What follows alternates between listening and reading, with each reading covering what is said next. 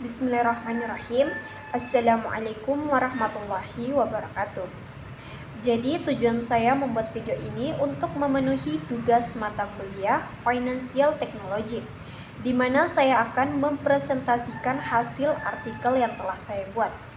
Jadi judul artikel saya itu adalah Prinsip Umum Keuangan dan Bisnis Syariah dalam Konteks Fintech.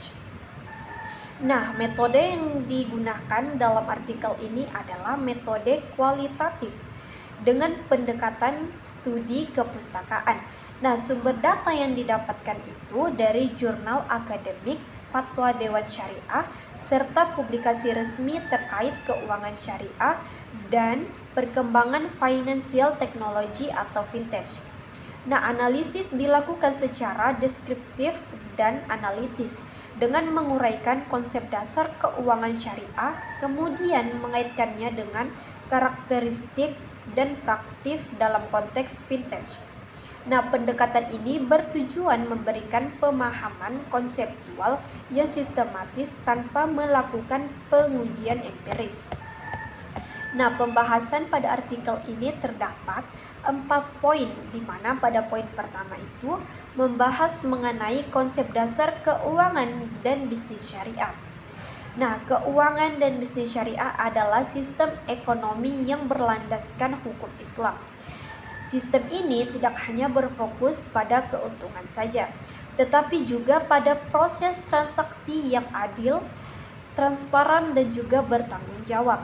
Nah, prinsip seperti ketidakjelasan akad, kesepakatan sukarela, dan keterbukaan informasi menjadi dasar agar tidak terjadi ketidakadilan atau kerugian secara sepihak.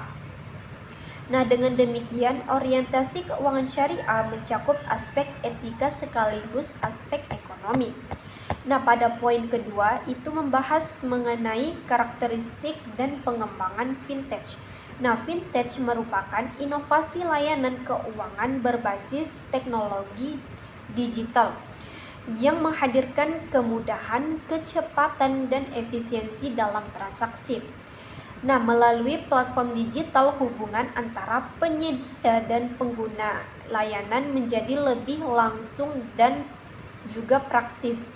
Namun, teknologi bersifat netral sehingga arah penggunaannya bergantung pada nilai dan aturan yang mendasarinya.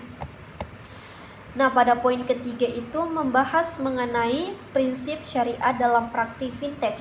Nah, dalam konteks fintech syariah, setiap produk dan layanan harus dirancang sesuai prinsip syariah, mulai dari akad hingga mekanisme keuntungannya. Nah, kepatuhan tidak hanya dilihat dari hasil akhir saja, tetapi juga dari proses transaksi yang dilakukan. Transparansi biaya dan risiko sangat penting untuk menjaga kepercayaan bagi penggunanya. Pada poin keempat, membahas mengenai relevansi prinsip syariat terhadap fintech. Nah, prinsip syariah berperan sebagai kerangka normatif agar inovasi digital tetap berada dalam batas etika dan tanggung jawab. Nah, nilai keadilan seperti transparansi membantu menciptakan rasa aman bagi masyarakat dalam menggunakan layanan keuangan digital. Nah, sehingga mendukung keberlanjutan fintech syariah.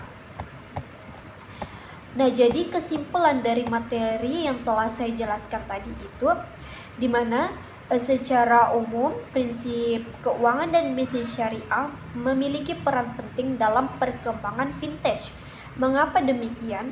Nah, dengan menerapkan nilai keadilan, transparansi, dan juga tanggung jawab, inovasi teknologi tidak hanya memberikan efisiensi tetapi juga menjaga yang namanya aspek etis dan juga sosial.